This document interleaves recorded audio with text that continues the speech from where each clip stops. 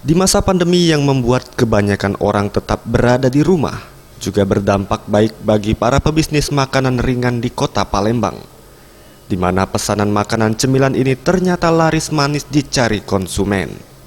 Seperti yang dikatakan oleh Ai Sudartini, salah seorang pengusaha makanan ringan. Karena kebanyakan orang beraktivitas di rumah, secara tidak langsung meningkatkan permintaan makanan ringan yang diproduksinya, hingga mencapai 25% ketimbang sebelumnya. Atau, jika sebelum pandemi ia hanya menghabiskan 1 karung 50 kg ketan untuk produksi, saat ini dapat mencapai 2 karung per harinya.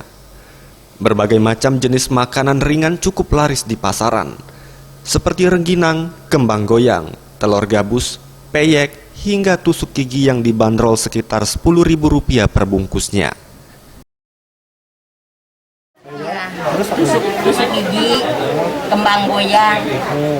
Kalau tahunan ya musiman, kue basah, kue kering. Untungnya lumayan, berapa untungnya? Kalau untungnya itu kalau kami itu mungkin 25% dari. Dengan meningkatnya permintaan ini, dirinya juga mempekerjakan 4 orang pegawai yang dimaksudkan membantu perekonomian masyarakat sekitar.